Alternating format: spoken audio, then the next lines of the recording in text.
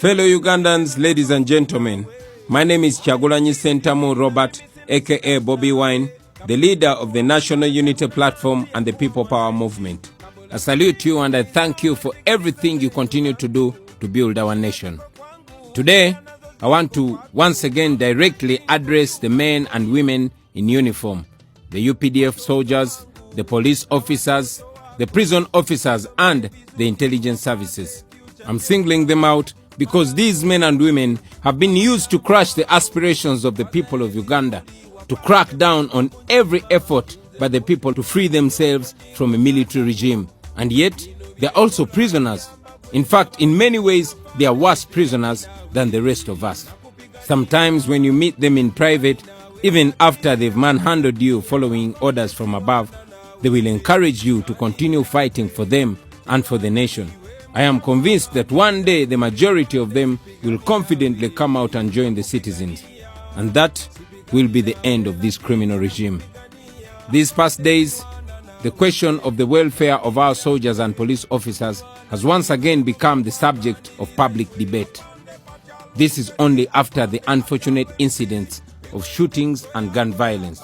The devastating attack on our forces in Somalia has also brought to the forefront the plight and welfare of those deployed to fight outside Uganda.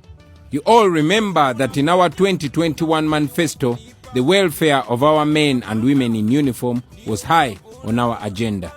We made it clear that people who are keeping our country and its borders safe cannot continue earning peanuts and living miserably, and then we expect them to do their work effectively.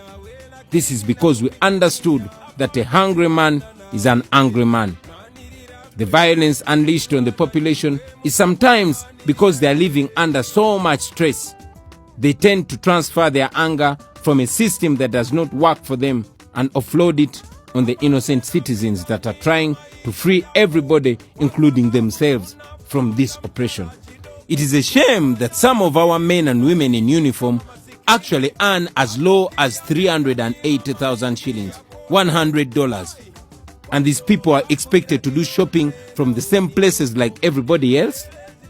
Of course, General Museveni and his henchmen have been telling you to sacrifice.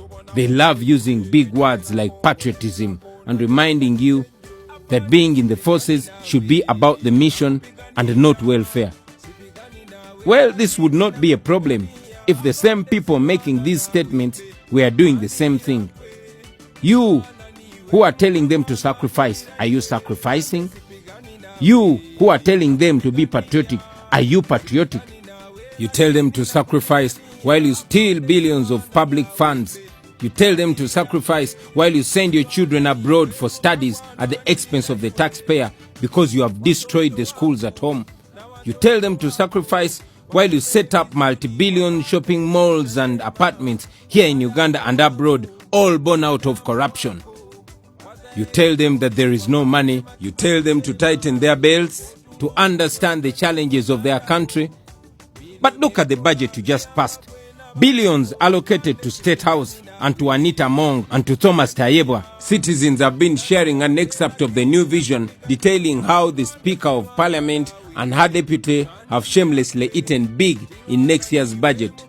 How can you say there's no money when you are spending close to 2 billion shillings on their public relations and over 1 billion shillings on their welfare and entertainment, over 260 million shillings on their beddings and footwear, 9.6 billion shillings on their travels abroad, and over 4 billion shillings just for them to donate? And yet, this is just one example of the extravagance and luxurious living of Museveni's cronies. And then you say there's no money.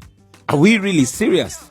I have moved around the country and seen the miserable housing at most police stations, including those in Kampala. Ironically, the regime